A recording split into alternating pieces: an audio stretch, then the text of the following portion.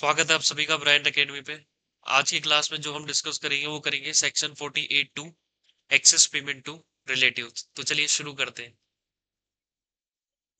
Section 48 two excess payment to relative. Excess payment to relative क्या है section, देखते हैं डिटेल में। देखिए, लो बोल रहे हैं कि आप क्या कर रहे हैं, कोई बिजनेस कर रहे हैं। आप क्या कर रहे हैं, कोई बिजनेस कर रहे हैं। बिजनेस में आप बहुत सारे गुड्स और सर्विस क्या करते हैं, एक्वायर्ड करते हैं, परचेज करते हैं। गुड्स और सर्विस क्या करते हैं, परचेज करते हैं। ठीक है। हो सकता है कि ये गुड्स और सर्विस जो है वो आप अपने किसी रिलेटेड पर्सन से परचेज करें। रिलेटेड पर्सन से क्या करें, परचेज करें। ठीक है। तो उस केस में सेक्शन क्या है होगा, एप्लीकेबल होगा। ठीक। क्यों लाया गया प्रोविजन वो देखते हैं। देखिए, गुड्स और सर्विस जो आप परचेज करेंगे, परचेज करने को आप अपने पीएनएल अकाउंट में डेबिट करेंगे, अपना खर्चा बुक करेंगे, तो आपका प्रॉफिट क्या होगा, कम होगा। ठीक है। अब आप क्या करते हैं, कितना अमाउंट डेबिट करेंगे, कितना खर्चा बुक करेंगे, जितने की आपने वो गुड्स लिए है, जितने की आपने वो सर्विस एक्वायर्ड करी है, उतने का आप खर्चा बुक कर देंगे। लोग कह रहे हैं कि अगर आप ये अपने रिलेटेड पर्सन से परचेज कर रहे हैं तो हो सकता है कि आप उनको एक्स्ट्रा पेमेंट दिखा दें। एक्स्ट्रा पेमेंट मतलब, जो चीज मान लो 100 रुपए की है, वो आप बोल रहे हो कि मैंने तो 150 में परचेज करी है, और आप अपने रिलेटेड पर्सन से 150 का बिल बनवा लो और 150 अपने पीएनएल अकाउंट में चार्ज कर दो। ठीक है। तो रिलेटेड पर्सन के केस में पॉसिबल है कि आप ओवर चार्ज कर लो अपने एक्सपेंसेस को, ओवर चार्ज कर लो अपने एक्सपेंसेस को।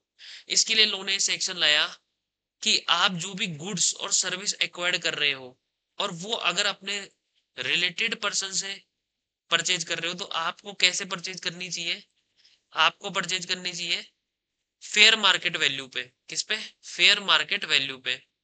यानी जो उसकी ओरिजिनल मार्केट में वैल्यू है उसी पे परचेज करनी चाहिए। अगर आप इससे ऊपर परचेज कर रहे हो, इससे ऊपर पेमेंट कर रहे हो, तो वो पेमेंट क्या हो जाएगा, डिसअलाउड हो जाएगा। Excess payment to be disallowed.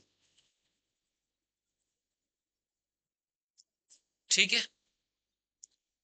For example, अगर आपने 10,000 रुपए का कोई सामान परचेज किया है अपने रिलेटेड पर्सन से, और उसकी फेयर मार्केट वैल्यू जो थी वो थी 8,000, तो आप जो अपने पीएनएल अकाउंट में जो आपने 10,000 यहाँ पे दिखाया होगा, क्योंकि आपने एक्सपेंसेस ये किया है तो ये दिखाओगे। लो बोला कि यहाँ पे जो एक्सेस पेमेंट है यानी कि 2,000, वो क्या हो जाएगा, डिसअलाउड हो जाएगा, और नया एक्सपेंस जो बनेगा वो 8,000 बनेगा। 2,000 रुपए यहाँ से क्या हो जाएंगे, डिसअलाउड हो जाएंगे। ठीक है। तो अगर आप एक्सेस पेमेंट कर रहे हो रिलेटिव को, तो आपको जो भी फेयर मार्केट वैल्यू से ऊपर पे कर रहे हो, तो वो एक्सपेंडिचर इनकम टैक्स एक्ट में डिसअलाउड हो जाएगा अंडर सेक्शन 48(2). ठीक है। अब रिलेटेड पर्सन कौन होगा, रिलेटेड पर्सन कौन होगा, किसको हम बोलेंगे रिलेटेड पर्सन। तो देखिए, इस टर्म को समझने के लिए आपको दो चीजें आनी चाहिए। रिलेटेड पर्सन में दो लोग इंक्लूड होते हैं। एक तो आते हैं आपके रिलेटिव, एक तो होते हैं रिलेटिव, और एक होती है ऐसी एंटिटी जिसमें आपका क्या है, सब्सटेंशियल इंटरेस्ट है।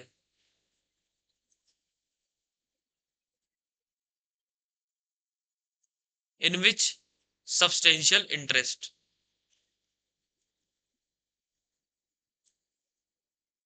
ठीक है।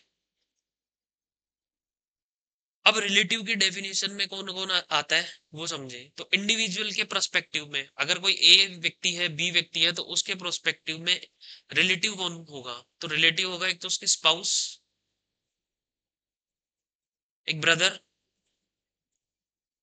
और sister. Spouse, brother, sister, plus ascendant और descendant in the family. Ascendant and descendant. Ascendant का मतलब उसके ऊपर की जो जनरेशन है वो, यानी इंडिविजुअल के पेरेंट्स, फिर उनके पेरेंट्स, ये जो एक ऊपर के जो जनरेशन है वो, प्लस नीचे की जनरेशन यानी सन, डॉटर, ग्रैंडसन, वो वो सब लोग क्या होंगे, रिलेटिव होंगे। तो अगर आपकी ट्रांजेक्शन इन लोगों से है तो सेक्शन 48(2) एप्लीकेबल होगा। वहां पे देखा जाएगा कि आपने फेयर मार्केट वैल्यू पे जो है वो ट्रांजेक्शन करी है या नहीं करी है। ठीक है। अच्छा, अगर आप कम में बेच रहे हो अपने रिलेटिव को तो ये सेक्शन एप्लीकेबल नहीं हो रहा। अगर आप कम प्राइस में सेल कर रहे हो अपने रिलेटिव को तो ये सेक्शन एप्लीकेबल नहीं होगा। आप कम प्राइस पे परचेज कर रहे हो वहीं ये सेक्शन एप्लीकेबल होगा। ठीक है। फिर इसका क्या मतलब है, entity in which the associate substantial interest. Substantial interest का क्या मतलब होता है? तो देखो, सब्सटेंशियल इंटरेस्ट का मतलब है कि जहां पे आपका एक ऐसा बिजनेस जिसमें आपका सब्सटेंशियल मतलब एक अच्छा खासा इंटरेस्ट हो। ठीक है। लो ने इसको कैसे डिफाइन कर रखा है सब्सटेंशियल इंटरेस्ट को, तो लो ने बोल रखा है कि अगर आपका किसी कंपनी में आपका इंटरेस्ट है या नहीं, इसके लिए हमने अलग डेफिनेशन दे रखी है। और कंपनी के अलावा जो अदर टाइप ऑफ बिजनेस है यानी पार्टनरशिप फर्म हो गई, इंडिविजुअल प्रोप्राइटरशिप हो गई, उसमें आपका इंटरेस्ट निकालने के लिए लो ने अलग डेफिनेशन दे रखी है। क्या बोलता है लो कि अगर आपका, हम बोलेंगे कि कंपनी के केस में कब आपका सब्सटेंशियल इंटरेस्ट होगा, यदि उस कंपनी में आपने क्या कर रखा है, इक्विटी शेयर्स होल्ड कर रखे हैं with minimum 20% voting right. Minimum 20% voting rights, यानी आपका उस कंपनी के डिसीजन में 20% जो है उतना वोटिंग राइट है आपका। तो आपका ये माना जाएगा कि उस कंपनी में क्या है, सब्सटेंशियल इंटरेस्ट है। इसके अलावा अदर देन कंपनी यानी फर्म वगैरह, तो उस केस में अगर आप की हिस्सेदारी वहां के प्रॉफिट्स में कम से कम कितनी है, 20% है, तो एटलीस्ट 20% शेयर इन प्रॉफिट, तो उस केस में माना जाएगा कि आपका उस फर्म में, उस प्रोप्राइटरशिप में क्या है, सब्सटेंशियल इंटरेस्ट है।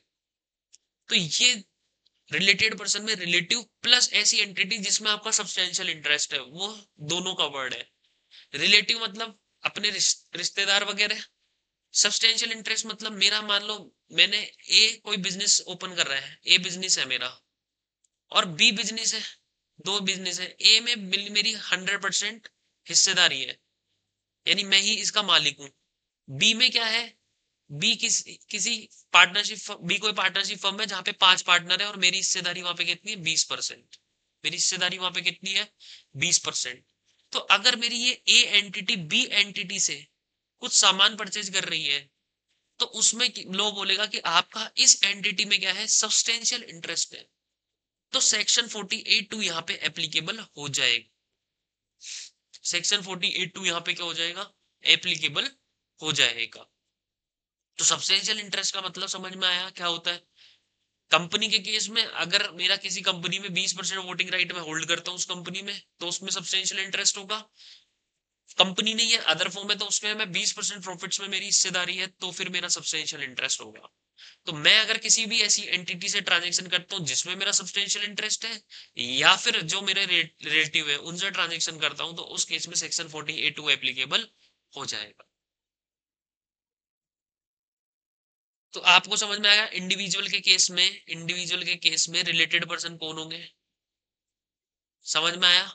ये हमने पूरा डिस्कस किया, इंडिविजुअल के केस में रिलेटेड पर्सन कौन होंगे। वहीं अगर कंपनी के केस में बात की जाए तो कंपनी के केस में रिलेटेड पर्सन कौन होंगे, कंपनी के डायरेक्टर्स, कंपनी के डायरेक्टर्स एंड डायरेक्टर्स के भी रिलेटिव्स। डायरेक्टर्स के कौन, रिलेटिव्स। ठीक है, कंपनी के केस में डायरेक्टर्स और डायरेक्टर्स के रिलेटिव भी क्या होंगे, कंपनी के रिलेटेड पर्सन होंगे। या फिर ऐसा कोई बिजनेस जिसमें डायरेक्टर्स का, कंपनी का, या फिर डायरेक्टर्स के रिलेटिव का क्या है, सब्सटेंशियल इंटरेस्ट है।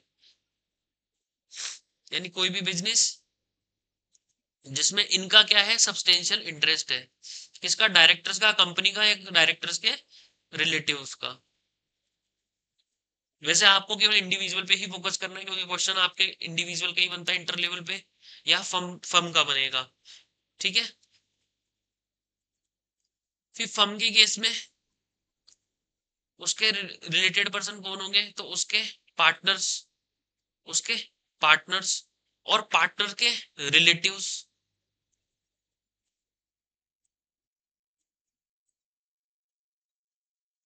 ठीक है। या फिर जिसमें ऐसी एंटिटी जिसमें पार्टनर्स, पार्टनर्स के रिलेटिव या फर्म का क्या है, सब्सटेंशियल इंटरेस्ट है। ठीक है। तो इस केस में ये क्या माने जाएंगे, रिलेटेड पर्सन माने जाएंगे। फिर आप इनसे जो भी ट्रांजेक्शन करोगे वो आपको फेयर मार्केट वैल्यू पे करनी है। अगर आप एक्सेस पेमेंट इनको कर रहे हो तो जो एक्सेस पेमेंट है वो डिसअलाउड हो जाएगा अंडर सेक्शन 40A2। ठीक है। तो ये था आपके सेक्शन 48(2). मिलते हैं एक और नए सेक्शन के साथ। जुड़े रहिए ब्राइट अकेडमी से।